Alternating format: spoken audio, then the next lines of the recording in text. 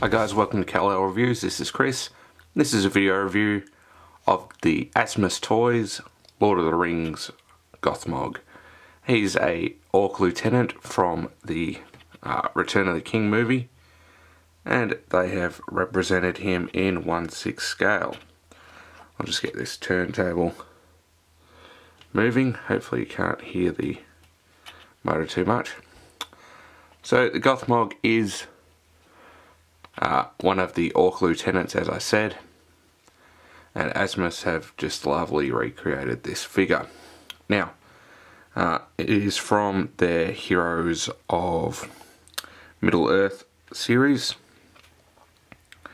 The figure has 36 points of articulation, all custom-made armour and a few accessories which we'll cover shortly. One of my favourite bits of the figure so far is this fur coat on the back, which very well made, and pretty cool head sculpt. Just zooming in there, we can see the hair on the sculpt, which is pretty cool, and a very mangled face. So just looking over the details of the figure, so you've got the hand there, the armour. The armour looks pretty good. It's still tell it's plastic, but it does have a nice metal effect. The corduroy pants, armour down onto the boots, and you can see we've got it around to bring in a little bit of light. That's the Lord of the Rings base that it comes with. It also comes with another more interactive base that we'll show you very shortly. So just coming up again, there's his more orcish hand, gloved hand with the sword. So get some detail there on the sword, which is cool. I'll show you a little bit more detail soon, but the end pommel on that sword will come off so that we can put it in and out of the hand. So coming up, showing more of the armour, and another nice look at that brutally ugly head. So what I'm going to do, we'll just have a little bit more of a look of this guy going around, and then we'll might put him in a pose and show you a couple of the accessories he comes with. So again, very cool. This fur is quite soft, very well made. Looks like he's been chopping up Ewoks for his suit. So again, coming around on the head. So what they've done is glued a bit of that sort of fur onto him to give the appearance of hair, which looks quite good. Try and get underneath, and you can see that eye in there, which is very cool. The teeth are pretty disgusting. Very well done with the head sculpt, and those eyes really pop like they're glowing. Alright guys, we'll put a cut in there and we'll show you some of the accessories. Alright guys, back at it. We've just changed up the pose a little bit here. Just got him in a bit of an attack pose. Now, something I will mention with this guy is he's quite heavy, so I do recommend using one of the stands most of the time you are posing him. I wouldn't want him to take a shelf dive. So that's just one recommendation. I'll talk about the articulation a little bit more shortly. I just wanted to cover off some of the accessories. So when he is in his box, it actually comes with this hand, which is a well, I can get it in focus, which doing one-handed. It's got this hand, which is just a closed fist. It looks alright. It's not perfectly painted, but not too bad. And the hand he comes with as an accessory is the hand that we've got on the blade there. So that's just one difference, and I'll show you how to swap those out soon. Other accessories, obviously the sword is an accessory. He comes with this mace, which is it's pretty cool. Again, it's pretty hefty. The paint job on it's okay. It's not super special, but it's reasonably good. And again, the pommel pops off, a little metal rod in there so it shouldn't break, and pops back on so you can put it on his hand. Again, we'll change up the pose a little bit and I'll show you that one.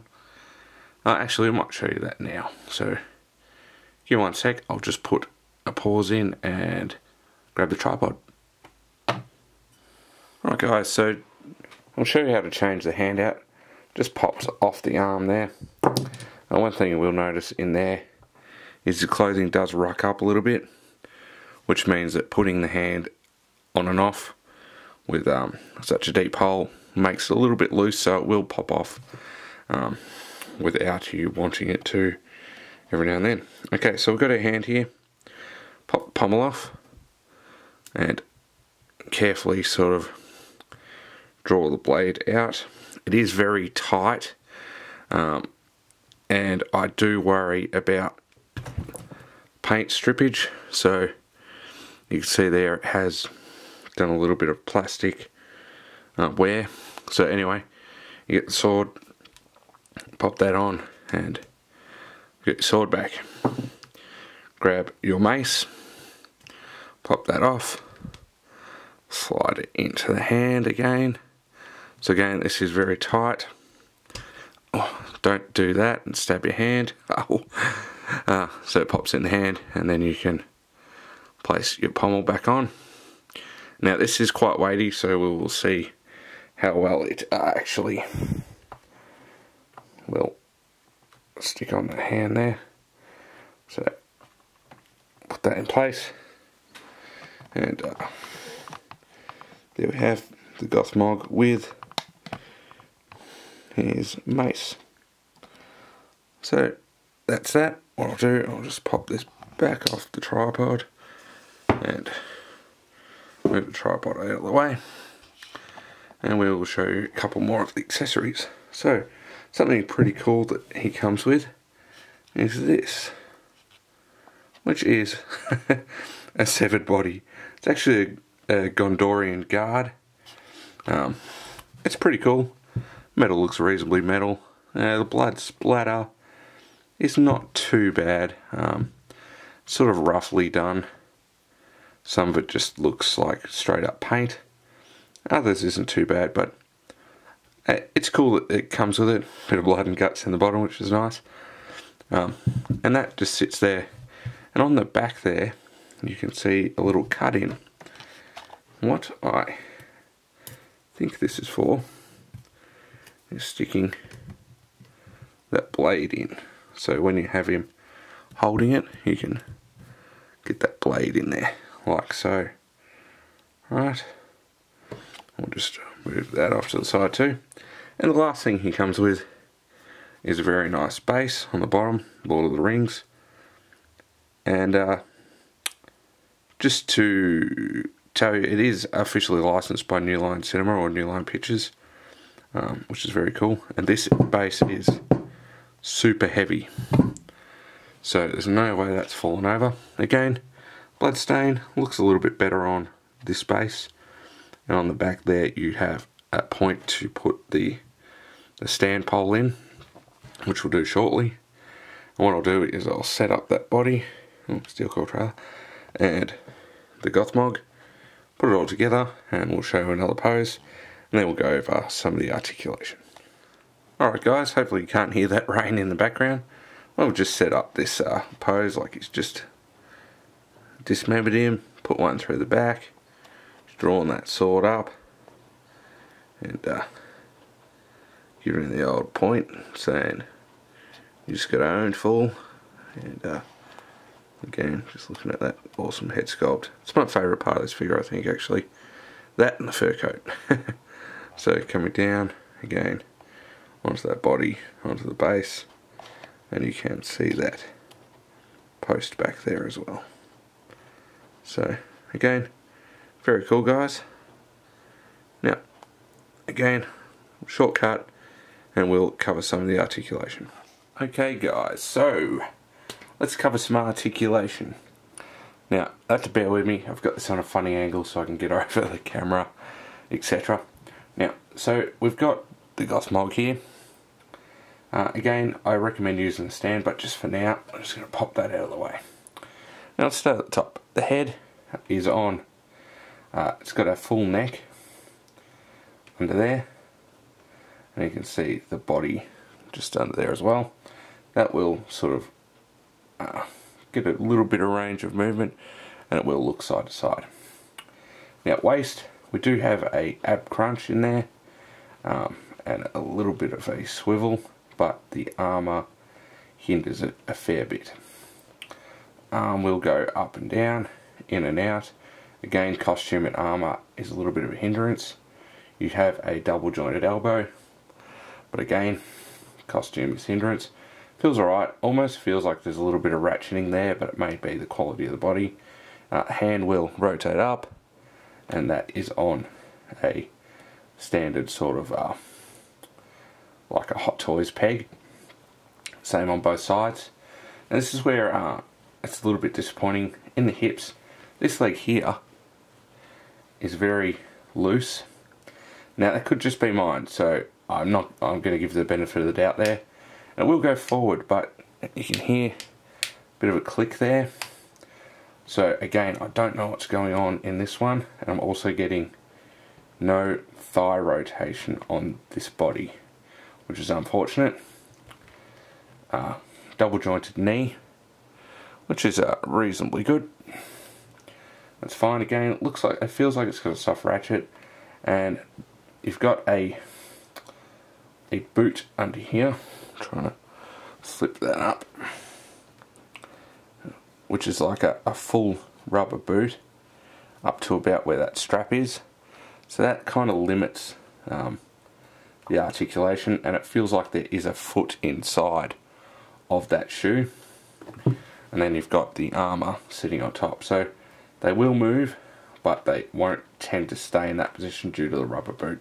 So when you do have him splayed out, you may find that you have to have those feet in awkward positions. So again, my body is this particular leg will hold in certain positions and then it will flop, where this one is really good.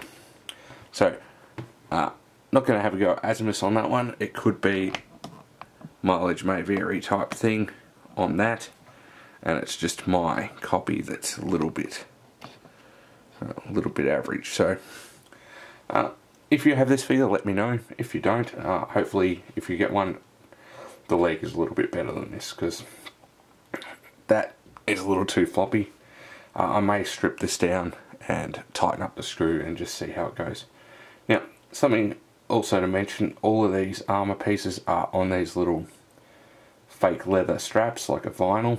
So just be very careful with those. They could break quite easily, and they do move. So you can see that hand popped off. That is partially because these straps will drop down and then make the peg in there very easily pop that hand off. So, but it goes back on straight away. So that's your articulation. It's not bad. Again, a lot of this arm hinders it, but overall, not too bad. If it was on a better body, it would definitely be a lot better. But again, I'm not quite sure what bodies Asmus are using for this, and mine again may just be a poor example. Alright guys, so we're back at the end here. We've got him back on the turntable, just rotating around there, and we'll try to make sure he's in focus. Now, overall, not a bad figure. It's in the mid 100s range, so again, providing that body is in good nick, I definitely recommend him. The head sculpt is awesome. The armour is pretty awesome too, especially like the top armour. They've done a really nice job with the fur. 2 bases is good. Comes with that extra accessory with the body, which is nice to see. And also 2 lots of weapons. Only 1 hand swap over. So your value for accessories is good, but your posing options are fairly limited due to the lack of hands or secondary head sculpt. But not a big problem at this price point. Again, the body is a little bit of an issue on mine because that leg is very floppy. But overall, double jointed elbows, double jointed knees is good. I can't get a thigh swivel out of it, which is unfortunate because it makes those poses sometimes look a little unnatural. Something I will comment with the sword and this body, be very careful when putting the tip in here, because as you can see on mine, the tip has actually broken off on there. So that's unfortunate. I will be able to glue that back on, but be very careful when you're sticking in there that you don't wiggle it and snap that tip off. So I just want to give you that little bit of advice. And again, this is very heavy, so don't drop it on your foot. Okay, so overall value is not bad, but I definitely would appreciate a little bit better quality in the body, but everything else is pretty top notch.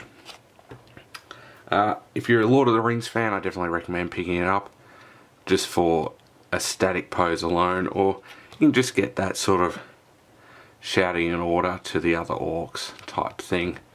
So not bad at all. So again, this is a video review of the Asmus Toys Lord of the Rings Gothmog figure in 1/6 scale. It's a official licensed product from New Line and from the Return of the King movie. So thanks for watching, guys. We'll just let him come back around. Another good look at this cool head sculpt. And hopefully you guys enjoyed this review. Go and check out asmustoys.com. They're also on Facebook, Asmus Toys. Just type in Asmus, it should pop up. Don't forget to like this video and share. Please subscribe if you haven't. And go over to my WordPress page, which is kal-el reviews.wordpress.com. Alright guys, thanks for watching.